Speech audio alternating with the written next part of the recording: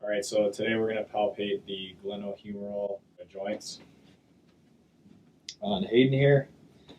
So we're going to put him in a neutral position here. We're going to contact, so I've got my hand in his armpit, and then we're just going to push A to P. From there, we can contact the the anterior side here, hook under the glenohumeral, pulling P to A, and then we can get back in there and push M to L with this inside hand, keeping his elbow in a neutral position.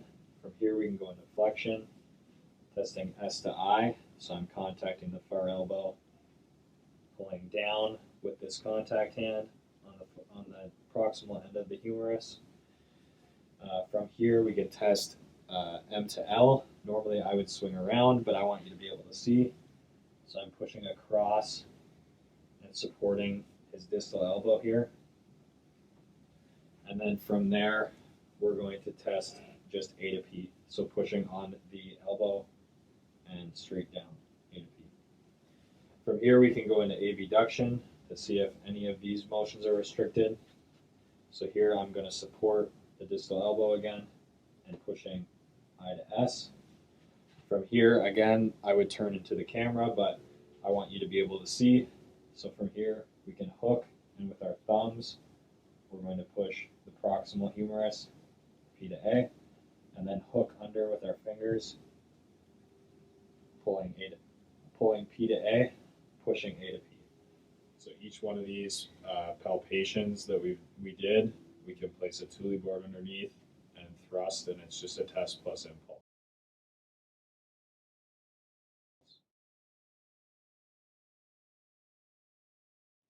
All right, we're going to be doing some glenohumeral mobilizations today.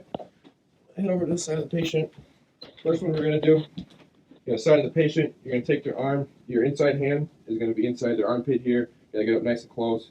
And the other hand, my left hand in this case, is going to be distracting, pulling the elbow towards the body.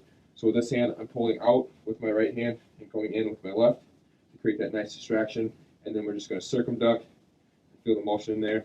And this is a good way to get the synovial fluid back in the shoulder moving. The next one, we're going to be in the same position with my right hand here. And then the left hand is going to come with it. And so we can pinch the front of the shoulder to do A to P motion. So we got to create a distraction again with the right hand here. Distract out, and then we're just pressing A to P to feel that motion there. And then we're going to go on the opposite side of the patient here.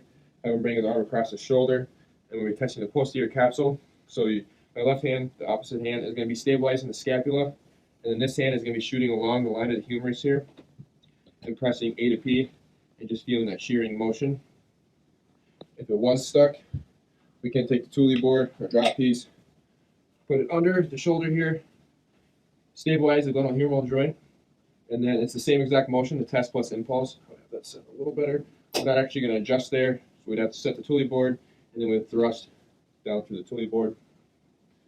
In our last mobilization here, we're going to have kind of the same position here, and then my right hand, and this is going to go line to the femur, and then the patient is going to take his elbow and try to press that way, and I'm going to pull into him, and then he's going to do that, and then relax, and then I'm going to test that again, press in again, have him pull against it, and relax, and take it a little farther, and do a stretch of the posterior capsule. So same positioning as our past Thule board adjustment mobilization. I'll have this arm on this shoulder.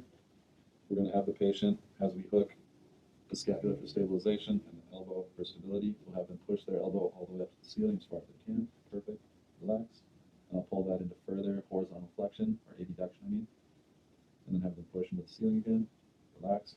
Same process, further horizontal abduction. And then once we feel the release should be enough, we'll bring them back to the neutral position and shear A to P along the line of the